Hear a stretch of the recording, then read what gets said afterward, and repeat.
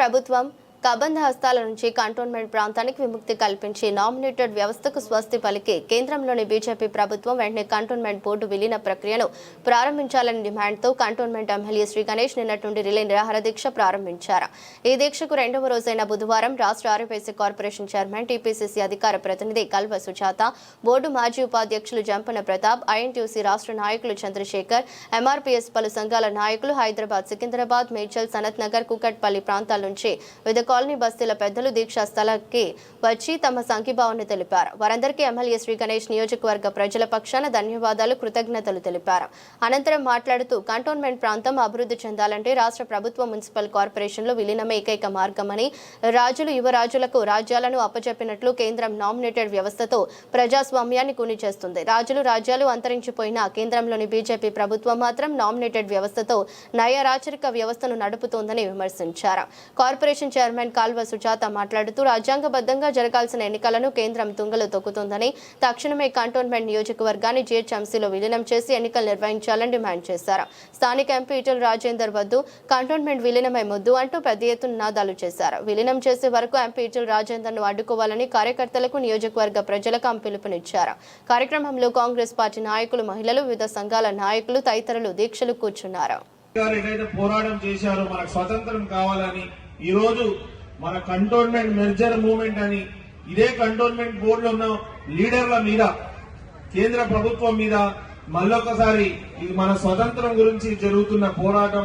దీంట్లో అందరూ భాగస్వామ్యమై మనమందరం విలీనం కావాలి, విలీనం తెచ్చుకోవాలనే విధంగా మీరందరూ సహకరిస్తున్నందుకు, ఇక్కడ విచ్చేసి నిన్న వచ్చిన వాళ్ళు కావచ్చు, ఈ రోజు వచ్చిన వాళ్ళు కావచ్చు, వేదిక పైన కూడా ప్రతి ఒక్కరు వచ్చి విలీనం అయితేనే మన కంటోన్మెంట్ అన్ని విధాల అభివృద్ధి అవుతుందని నమ్మి, విశ్వసించి అందరు సహకరిస్తున్న వారికి ధన్యవాదాలు తెలుపుతూ, ఎన్నో సంవత్సరాల నుంచి సామాజిక సేవలతో పాటు ఒక సంఘాన్ని నడిపిస్తూ అపారమైన అనుభవం ఉన్న వ్యక్తి మన ఇట్క గోపన్న గారు.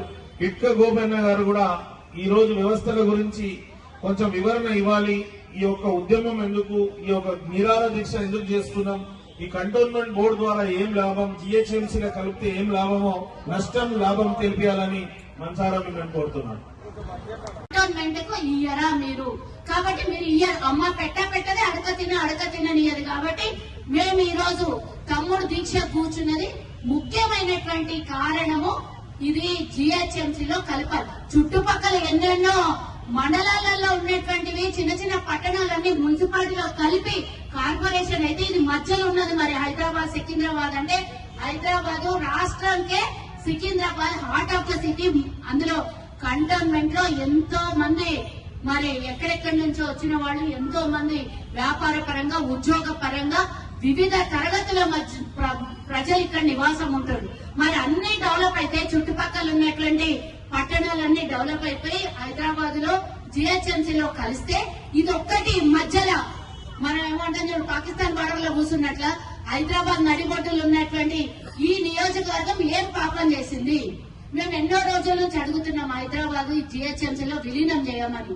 ఎందుకు చెయ్యరు? చేసిన దాకా ఎవరు ఇడిచేటట్లా కనబడతలేడు. మేము ఎవరం ఇడిచినా తమ్ముడు ఇడిచేటట్లా కనబడతలేడు. కాబట్టి కేంద్ర ప్రభుత్వం దిగి రావాలి. కళ్ళు మూసుకున్నటువంటి ఈటెల రాజేందర్ కళ్ళు తెరవాలి. లేదా నువ్వు రాజీనామా చేసి ఇంటికి పో. మీకు ఎట్లన్నా నియోజకవర్గం కాదు, రాష్ట్ర ప్రజలు కాదు, మీకు మీ బీజేపీకి పట్టదు. అందరు ఒక దిక్కు ఉంటే మీరు ఒక దిక్కు ఉంటారు. మా అవసరాలు తీరువరు, కేంద్రం నుంచి రావాల్సిన నిధులు ఇయ్యరు, కంటోన్మెంట్ డెవలప్మెంట్ జరగదు. కాబట్టి మీరున్న దండగానే కేంద్రంలో మీరు అధికారంలో ఉండి కూడా ఇప్పటిదాకా ఒక్కరిపైన వచ్చినాయి తమ్ముడు నిధులు ఏమన్నా వచ్చినాయి నియోజకవర్గానికి? కేంద్రం ఏం రావు. అది బాకీ పడ్డారు. మాకంతా బాకీ కార్డులు పట్టుకొని తిరిగి 1200 కార్డులు, 1200 కోట్లు ఒక్క నియోజకవర్గానికి కంటోన్మెంట్ లో ఉన్న కొంత భాగానికి మరి బాకీ ఉన్నటువంటి కేంద్ర ప్రభుత్వం ఈటెల రాజేందర్ తీసుకొని వస్తాడా, లేకపోతే తన పదవికి రాజీనామా చేస్తాడా? తమ్ముడు మీరు ఇది విలీనం చేసే అన్నదానికన్నా ఫస్ట్ రాజీనామా చేయమని నినాదం తీసుకుందాం. ఎందుకంటే పనికిరానోడు ఉండే ఒకటే, ఉండకుండా ఒకటే. నెల జీతం తీసుకోనికి ఆయనకు ప్రభుత్వం అన్ని రకాలుగా ఆయనకు ఏర్పాట్లు చేసి అన్ని ప్రోటోకాల్ ఇచ్చి అన్ని చేస్తే ప్రజల ఇష్టం ఓటుకి కనీసం దిక్కు దివాళ లేకుంటే, వేసినటువంటి ఓటర్లకు వాల్యూ లేకుంటే ఆయన పదవి ఎందుకు? ఆయన ఎందుకు మనకి పార్లమెంట్ లో మాట్లాడాడు, నోరు తెరవడు. ఏమన్నా అవసరం ఉంటే మాత్రం అపోజిషన్ లో ఉన్న మాకు కేంద్రంలో అపోజిషన్ లో ఉన్న మా అమ్మాయిగా ఎగరనికి దుంకనికి మస్తు వస్తుంది.